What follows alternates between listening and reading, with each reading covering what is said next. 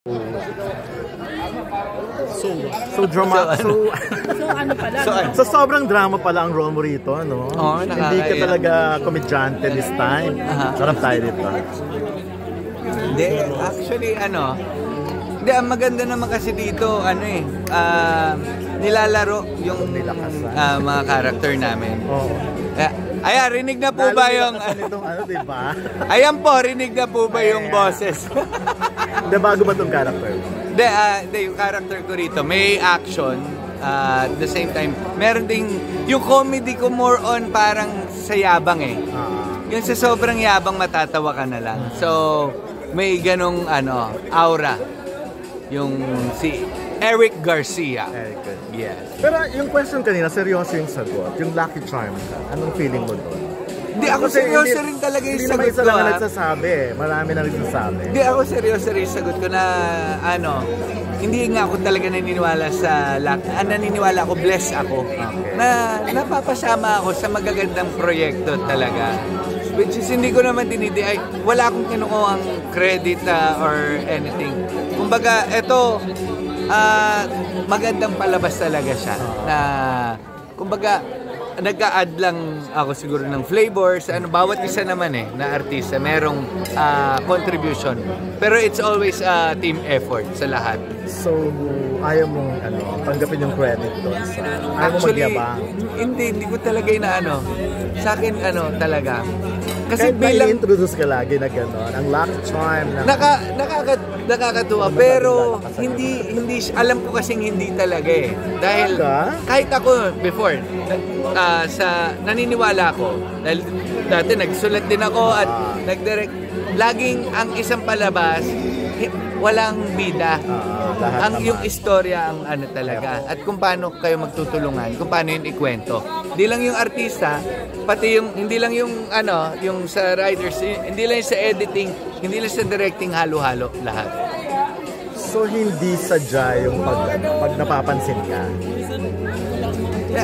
Sa akin, yung ganong bagay, siguro dahil natutuwa English, sila. Scene stealer daw kasi lagi. Hindi, ako never kong walang effort. Saka, laging, alam ko lang kung hanggang saan ako. Pati yung kung pa-punchline ako, kailangan, ito lang yung limit. Yun yung natutunan ko rin kay na Direk Cathy. Kahit si Direk LA, talagang tinitimpla niya. Yun yung tama. Kasi alam mo yung off na halatang nagpapatawa, hindi nagiging natural. So, kapag yung comic relief is pasok sa storya, siya, nagiging maganda, natural. So, nakakaya ba pag sinabing, ay, si Joros ang nagdala ng movie or si Joros ang nagdala ng serye? Hindi ko, actually, ako naman na natutunan ko talaga. Ito, share ko lang ang buhay na to, sa buhay ko, hindi ako yung bida pa rin. Okay. Kahit sa sarili kong buhay, hindi ako ang bida. Si God ang bida.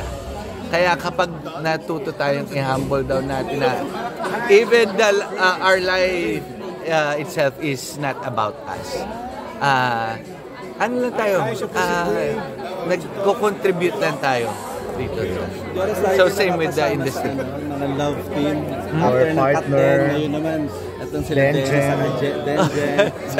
Ikaw ba wala kang love team na pinapangarap na soon you'll be part of sa akin naman, kung ano ibigay sa akin na trabaho pero di ba yung journey ko naman ngayon nga naging komedyante na yung tingin sa akin dati gusto ko mag-comedy, puro drama yung binibigay sa akin, di ba alam mo na Teros, yung iba-iba, so kanya-kanya yung journey yan, and ako ina-enjoy ko lang yung journey ko. Pero namimiss mo rin yung gano'n? Gumawa naman ng mga drama sa na matitinding...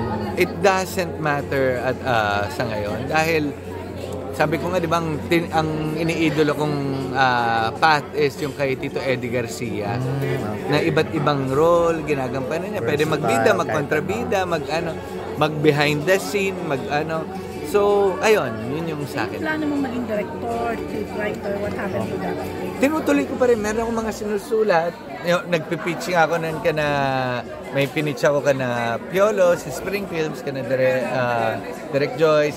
Si Ding Dong nga, nagustuhan yung isa kong pinitch na story. Drama yun Tapos, Yung isa nagustuhan naman, yung isa comedy sports naman ang nagustuhan ni na Lucky ng Mavex.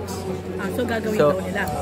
Hindi, ano pa lang, parang interesado. Pwede ko pang anuhin, pero aminin natin, minsan kapag busy ka sa pamilya, tapos trabaho, medyo, unless yung ego na talaga ng producer, doon ka na magpupukpok. May tanong ako sa'yo. Although nakalipas na to, pero linawin lang natin.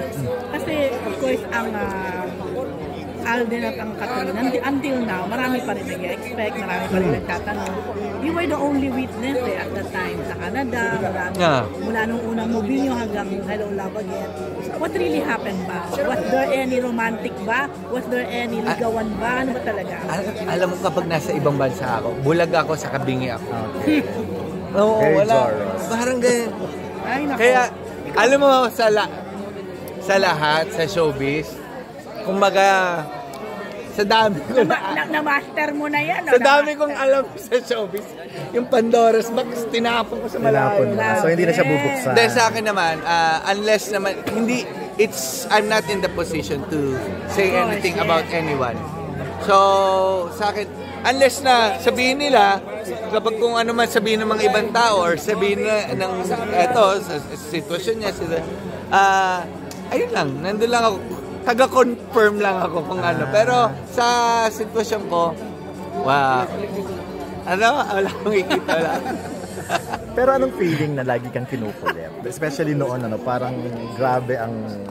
Hindi, sa akin naman nakaano naintindihan ko naman. Dahil talaga naman yung mga tao talagang, ang ganda ng story kasi sa totoong buhay na yung FR nga, yung for real to for real. Yes. So, ayun Pero sinabi mo for real to for real. FR Ano? For FR. Hindi yung sinabi mo kanina. Yung For sa kanila, real to for real. Kasi nga di ba yung mga Real, istorya ng Hello Love. Tinawin mo, In real R-E-A-L life to ba yan? R-E-E-L or R-E-E-L to R-E-A-L? Parang hindi ko may na ako sa spelling Ayoko. Dahil parang yung dating kasi nung sinabi mo, yung Johnny kasi Joros, parang for R-E-E-L. Kumbaga pang ganyan, pang camera, pang napunta sa for real, R-E-A-L. Hindi kasi nga dahil sa Hello Love Goodbye. Hindi, walang kinalaman dun sa sa totoong buhay. Nag-ano sila sa totoong buhay, tapos nagginawa yung Ano sa totoong buhay? Ang dali na. Ano ba Di ba nagpadala-padala ng flowers? Ang hirap kapag, Ano ba? Alam nyo, wala kayo makuha sa akin, disclaimer. Okay, pero kailan kayo rin nagkita? Huli kami magkakasama nung burol. Anong ba? Lolo ni Alden. Di ba may GC kayo? Like, may GC kayong tatlo. Buhay pa yun. Nagkaka-communicate pa kayo? Hindi rin ako nakakapag-message. Charot. Pero, ang GC namin yung maramihan. Nandun na si Nadia. Wala kayong Ay, yung kangkong pa pangalan. Yung, iba pa yung may GC ng Hong Kong. Iba yung GC ng Canada. Canada. Pero, ayun, nag-anuhan. Huli kasing message doon yung si Lovely ata nag-invite. Pero kung ikaw ba, minsan, ano ka rin matchmaker ka rin, alam ko di ba? Hindi naman na Naku, tigilan mo ako. parang hindi naman nabigo din Nabigo dating ka kay dati. Mario Moore at Sandara. Sa bagay na wala din. Yun na. Kaya tumigil na ako mag-batchmate. Okay. So kung ikaw, would you want them to be together? Or Sa akin, anyone not sa kanila. Kasi ako to be honest. ikaw, di ba tayo minsan meron tayong, ay sana sila na lang, o sana hindi. Kasi ang mas nakakakilala ng sitwasyon sila Ako naman kahit sino, sa totoo lang. Ako, hindi ko naman alam kung sino yung mga gusto talaga nila, ano talaga yung, kung paano sila sa relationship. Ano lang ako, ibang point of view lang ako bilang kaibigan from afar. Okay. Sabi ni Alden, nagdumaan daw siya sa depression last year. And you As a were friend. one of the person na pwedeng makausap niya, mag-input ng ilang wisdom.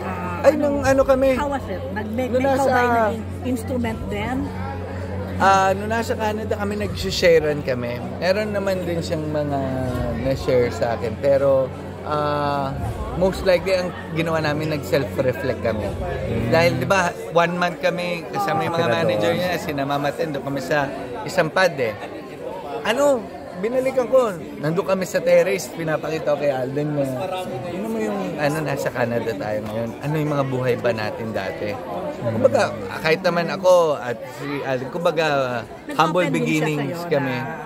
Nag-share kami sa Ang ako laging ginagawa ko sa lahat ng kaibigan ko artista, pinopoint ko sila papunta kay Lord. Kasi si Lord lang talaga yung yung mga wisdom ko na sa kanya ko rin nakukuha. So, siya lang talaga makakaayos sa lahat. Ayun. Nag-open siya ng depression niya after Vice kayo. Meron siyang pero naging okay naman yung niya. Pinipray mo siya. Nagpe-pray kami lagi. Bible study nga kami lagi. Kahit yung tita niya, nag-stay dito kasama namin.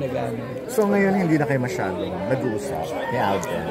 Nagme-messagean lang kami sa sa tawag dito? Sa IG na nga lang kami mas Kasi kahit sa sa mga Viber, karamihan naman sa kanila yung hindi masyadong ma-Viber. Depende yan sa tao. Yung iba mas ma-WhatsApp, mas ma-Instagram. So, kung saan mo sila mas madalas makontak. Okay. Ito, last na lang ako. Anong feeling mo na parang biglang nawala? Kasi observation din ng mga fans. Ba't anong nangyari? Ba't parang closeness natapos ng ganun na lang? Kasi sa akin, sa totoo lang, hindi. Ito feeling ko Feeling mo kaya lang. Kaya sila nagtitiwala sa hindi ako ito pakinggan nyo. Sige. Hindi ako nagtatanong ng personal sa kung ano man ang sa nangyaring sa kumbaga nanunukso ka lang. Kumbaga nandun lang kahit nasa hindi ako yung may something ba, never ako nagganon sa kahit kanino. Kahit itong kay Jen at kay Dennis, hindi ko tinanong kung may something sila. Speaking of Den and Jen, pareho kayong married na si Den, si Jen. Paano pag titingnan mo sila as couple and ikaw, of course, with your wife, anong nakikita mong magkakapareho mo, hindi? Sa akin, katulad na sinabi ko, lagi ko silang sinesharean sa taping kasi yun na yung parang isa sa purpose ko ngayon . Kaya ako siguro dito nilagay ni Lord sa mga posisyon na kakasama ko yung mga big stars din natin para mas gumabot yung gospel sa kanila, ma-share ko. And at the same time, katulad kahapon, magkakasama lang kami ni Jen and Dennis at basketball kami sa subdivision, sa Tivoli. So kami yung cast, na direct, basketball. Tapos si Jen, kasama yung anak niya, nag-cheerleader sila. So, masaya. Parang di mo naman nasagot yung tanong ko. Kumpara? Oo, pag sa'yo. Hindi ako nagkukumpara. Nakikita mo lang naman yun. Parang wala na nakukuha. Gusto ka niyang dalhin kay Lord. Hindi, kasi ito yung isa nakakatanggal ng happiness sa mga tao yung kapag nagko-compare kayo. Kasi may kanya-kanyang journey, saka hindi mo alam kung ano yung pinagdadaanan, ano yung situation na hindi mo nakikita. O sige, dahil Father's Day na. Father's Day naman. Alam niyo, Father's Day, wala nga yan sa top 10 na sineselebrate na kawawa naman kami mga po. Dala. So, kumusta naman ikaw? Ilang taon na ngayon dalawang bagay? Mag-8 tas isa 9. How was it naman? The life of being a father? Ay, super happy. Ako ina-enjoy ko kahit kahapon, yung magmumotor kami, yung bago namin, ang gasto sa scooter, pupunta kami sa park, tapos maglalaro kami ron. So, yun, yung mga simpleng bagay. Gusto ko yung mga mamimitas ng aratilis, pati yung mga gumamela, yung santan para gumamela. Sinisipsip. Sinisipsip. Tinuturuan ko sila noon. So may aratilis pa sa inyo, tsaka santan? Oo, naghahanap kami, pinapasalubong na may asawa ko. Mahirap hanapin ngayon. Pati kamyas, pipitas ang kamyas. Madali lang ang kamyas. Baka sa inyo mayayaman na lugar lang. Sa amin kasi maaratilis. Usually sa mga sementeryo. Sa may creek, sa may tabi ng Yes, creek. may mga ganon. Ayan. So, I'm sure you're an intentional father. Oo, hindi kasi sabi nga nila, ilang taon lang naman yung mga bata sa ganyang edad. Ang bilis na Sabi nga nila, first 10, 12 years, ang tingin sa atin ng mga anak natin, hero. Lahat ng gawin mo, tama sa paningin nila. Kapag mga teenager na yan, to mid-20s, ikaw ang villain sa buhay nila. Kasi parang kontra ka sa mga gusto nila. Pero kapag nasa 30s pataas ka na, ni-humanize mo na yung magulang mo. Meaning, tao lang din sila, gusto lang nila yung best for you, pero hindi sila perfect. So, yun yung magandang point of view. Kaya ako, habang nasa ganito silang edad, ito yung foundation, pupunuin ko sila lang ng love and magandang foundation. Okay na. Okay. Ayun.